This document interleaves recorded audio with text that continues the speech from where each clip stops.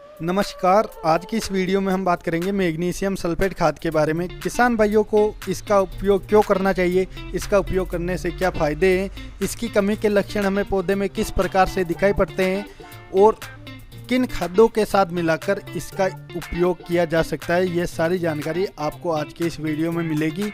किसान भाइयों, वीडियो को पूरा जरूर देखना। A to Z पूरी जानकारी आपको आसान तरीके से मैं बताने वाला हूँ, तो वीडियो को शांति से पूरा जरूर देखना।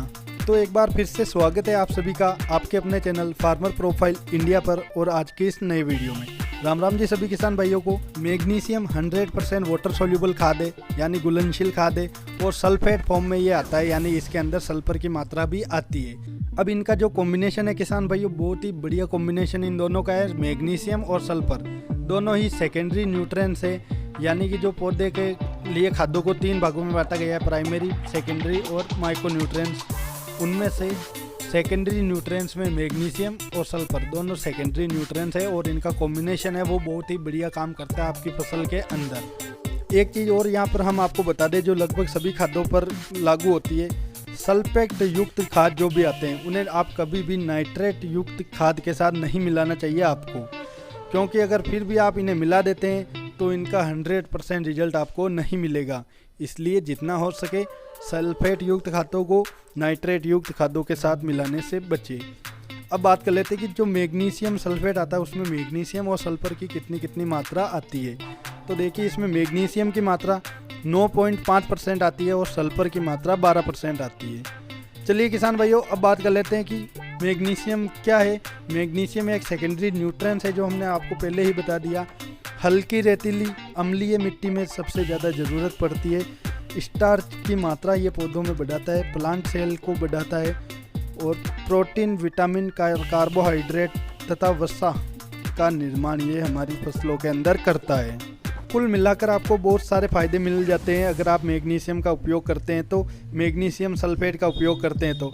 अब इसके जो अंदर सल्फर है वो आपकी फसल में क्या काम करता है, तो देखिए, जैसा कि हमने आपको सल्फर के बारे में भी बता दिया था कि यह सेकेंडरी न्यूट्रिएंट्स है।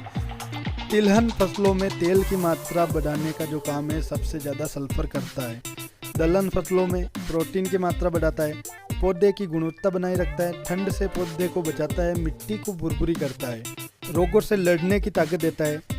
मतलब कुल मिलाकर बात यह है कि अगर आप मैग्नीशियम सल्फेट का उपयोग करते हैं तो आपके खेत में ऑटोमेटिकली सल्फर की भी पूर्ति हो जाती है, आपको अलग से सल्फर देने की आवश्यकता नहीं पड़ती अगर आप मैग्नीशियम सल्फेट का उपयोग करते हैं तो।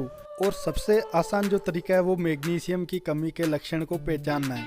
बहुत ही आसान तरीका है मैग्नीशियम की कमी के लक्षण को पहचानने का, तो ये मैं आपको वीडियो के लास्ट में बताऊंगा। अब बात कर लेते हैं इसके उपयोग के बारे में।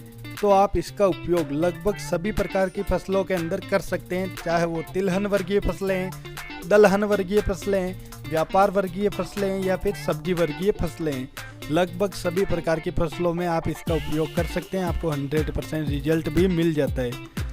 अब बात कर लेते हैं इसकी डोज क्या देनी है। तो आप इसकी डोज आपको देनी है ज़मीन के माध्यम से, अगर आप देना चाहते हैं तो कम से कम 10 से 15 किलो प्रति एकड़ के हिसाब से आपको इसकी डोज देनी है और 15 से 20 दिन के अंतराल पर आप इसका 2 से 3 बार उपयोग कर सकते हैं। अगर आप स्प्रे के माध्यम से इसका उपयोग करना चाहते हैं तो भी आप कर सकते हैं। चिलेटेड मैग्नीशियम स्प्रे के रूप में काम में लिया जाता है, जिसकी डोज की अगर बात करें तो 700 ग्राम आपको 150 लीटर से 200 लीटर पानी में मिलाकर 1 एकड़ में स्प्रे करना है।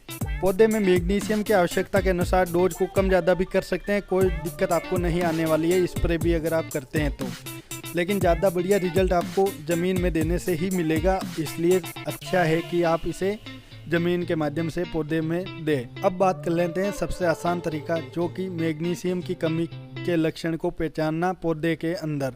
किसान भाइयों, अगर आपकी फसल के अंदर मैग्नीशियम की कमी के लक्षण आपको देखने हैं तो जो पौधे की जो सबसे पुरानी पत्तियां होती है, सबसे नीचे वाली जो पत्तियां होती है, अगर उनकी शिराएं गहरी रंग की हो गई है, गहरे हरे रंग की हो गई है और बाकी का जो भाग है वो सुनहरे रंग का पीला पड़ गया है, तो इसका मतलब पौधे में मैग्नीशियम की कमी है। आपको उस समय उसमें मैग्नीशियम की पूर्ति ही करनी चाहिए।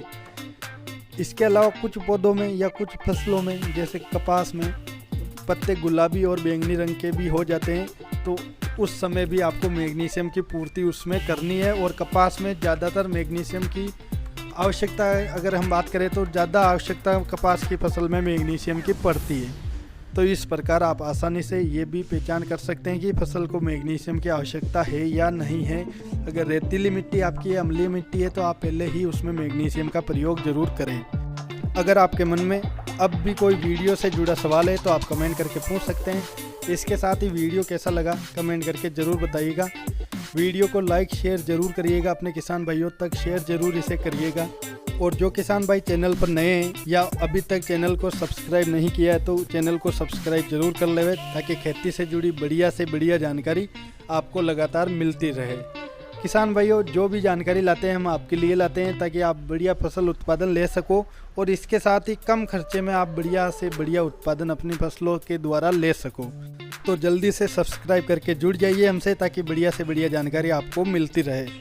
तो किसान भाइयों, मिलते हैं किसी नए वीडियो में नई जानकारी के साथ। तब तक सभी किसान भाइयों को जय जवान जय किसान और धन्यवाद।